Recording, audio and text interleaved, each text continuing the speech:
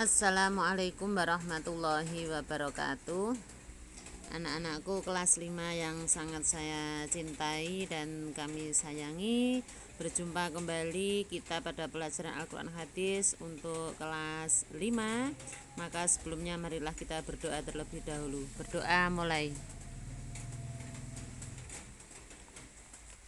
Selesai. Pada kesempatan yang berbahagia ini kita akan belajar bersama-sama melanjutkan pelajaran yang telah lalu, yaitu tanda-tanda wakaf. Kita akan memasuki pembelajaran di halaman 98 Al-Quran Hadis.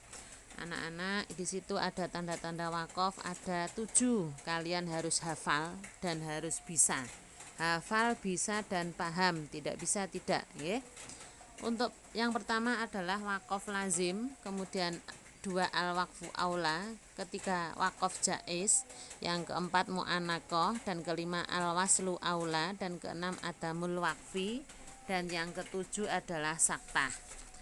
Wakaf lazim itu biasanya ditandai dengan huruf mim kecil, kemudian al-waqfu aula ditandai dengan huruf qaf lam ya. Kemudian untuk wakaf jaiz ditandai dengan huruf jim. Kemudian mu'anakoh ditandai dengan titik 3. Selanjutnya adamul waqfi ditandai dengan lam alif.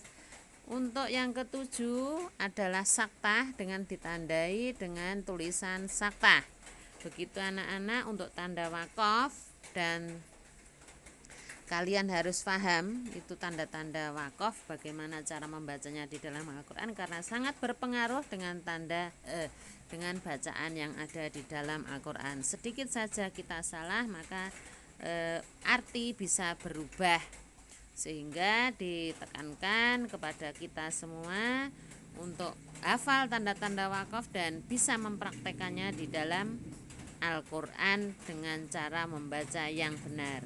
Anak-anak, berikut kita simak video pembelajaran berikut ini tentang tanda-tanda wakaf. Kami persilahkan. Bismillahirrahmanirrahim.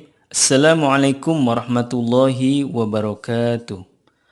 Alhamdulillah teman-teman sekalian, ketemu lagi di channel saya Al-Mustari. Insyaallah pada kesempatan kali ini kita akan membahas tentang tanda-tanda wakaf yang ada di Al-Quran.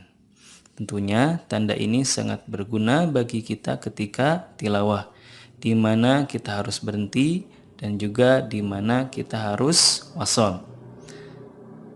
Tanda wakaf di Al-Quran ada 6. Pertama ada huruf mim, yang mana mimnya ini ekornya ke samping ya, bukan ke bawah. Ini namanya wakaf lazim.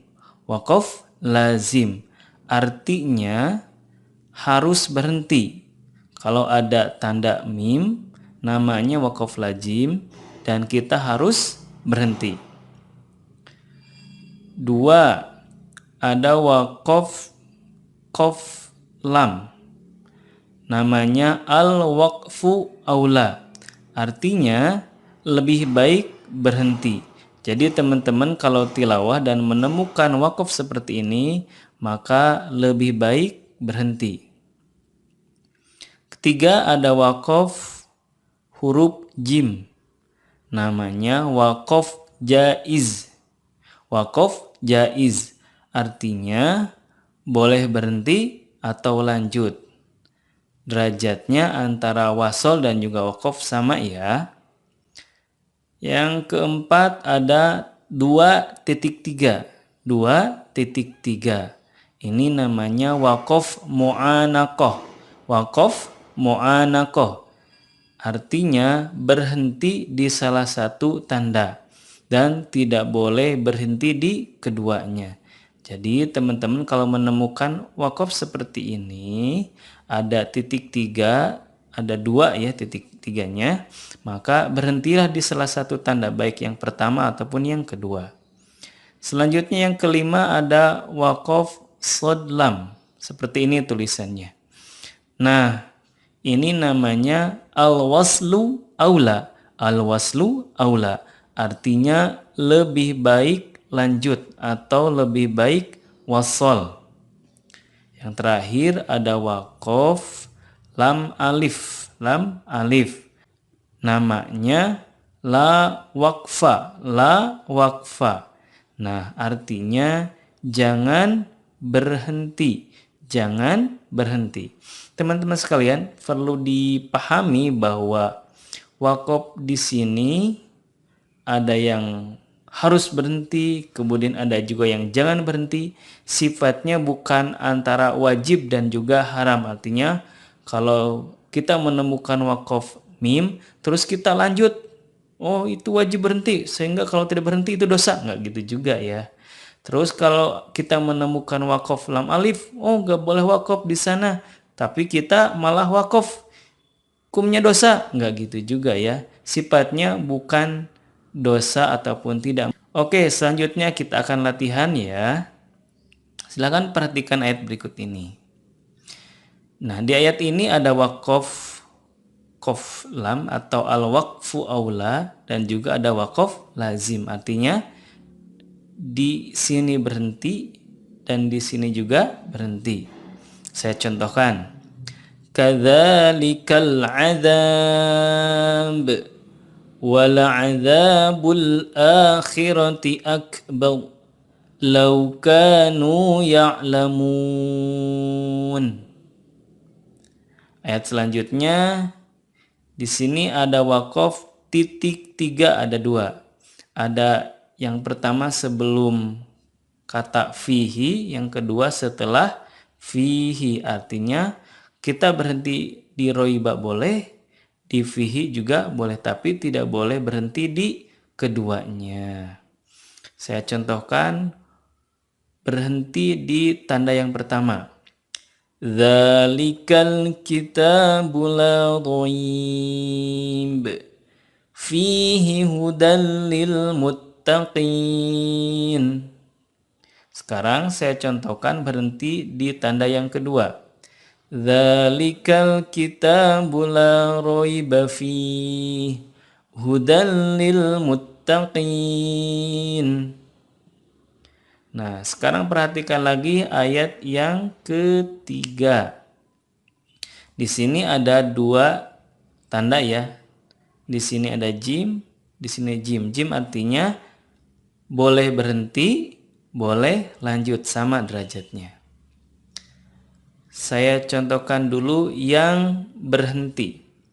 Lahu mulkus samawati wal ardi yuhyi wa yumit wa huwa ala kulli syai'in qadir. Nah, di waqaf yang pertama saya diwasolkan ya, sedangkan di tanda yang kedua saya waqafkan. Artinya boleh ini ya. Kalau kuat nafasnya disatukan, kalau merasa tidak kuat nafasnya di wal ar berhenti, di wayumit juga berhenti. Boleh ya. Selanjutnya ada tanda waqaf lam alif atau la waqfa. Wa man fil ardi jami'an thumma yunji. Nah, di sini sebaiknya tidak berhenti ya, melainkan terus diwasolkan. Pertanyaannya, kalau ada tanda waqaf lam alif tapi berada di akhir ayat, apakah lebih baik berhenti atau disambung saja? Nah, teman-teman sekalian, kalau memang ada di akhir ayat, maka berhenti saja, karena waqaf di akhir ayat itu adalah yang diajarkan oleh Nabi Muhammad SAW. Pertanyaan yang kedua, kalau saya berhenti di jami'a di sini, apakah saya berdosa atau tidak? Tidak ya. Hukumnya di sini bukan antara dosa atau tidak ya. Apalagi kalau teman-teman contohnya punten ya, bengek gitu ya. Gak kuat nih, cuman kuat yang sampai sini, dia berhenti aja dan langsung disambungkan dari tsumma yungji, begitu ya. Kemudian nih, contoh yang terakhir ada waqaf shad dan lam atau al-waslu aula, artinya disambung lebih baik. Artinya kalau disambung lebih baik, kalau berhenti boleh gak? Boleh dong, tetapi lebih utamanya diwasolkan. Artinya kalau teman-teman ya agak kuat, bengek gitu ya, berhenti saja di indallah. Oke, saya contohkan yang diwasolkan. Qul innamal ilmu indallahi wa innama ana nadhirum mubin.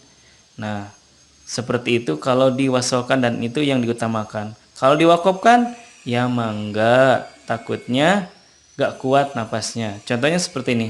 Qul innamal ilmu indallah wa innama ana nadhirum mubin. Nah, seperti itu contoh yang diwakafkan. Boleh kok keduanya, tetapi yang lebih utama diwasolkan. Itulah teman-teman sekalian pembahasan tentang tanda-tanda wakaf dan juga praktiknya dalam ayat Al-Quran. Mudah-mudahan bisa difahami dan mohon maaf apabila banyak kesalahan. Sekian, wassalamualaikum warahmatullahi wabarakatuh. Setelah menyimak apa yang disampaikan oleh Bu Guru dan video pembelajaran yang sudah bisa kalian lihat, maka tugas untuk kalian adalah membaca nyaring halaman 98 sampai dengan 100 tentang tanda-tanda wakaf. Berikut contohnya, tanda-tanda wakaf dan contohnya, maka dibaca nyaring sehingga kalian bisa mempraktekkan di dalam Al-Quran bagaimana cara membacanya. Nanti Bu Guru akan lihat dan akan simak laporan kalian sehingga perlahan-lahan nanti kalian paham dan Bu Guru berharap kalian bisa menerapkan di dalam Al-Quran. Demikian anak-anak untuk pelajaran tanda wakaf pada kesempatan ini kita akhiri dengan hamdalah. Assalamualaikum warahmatullahi wabarakatuh.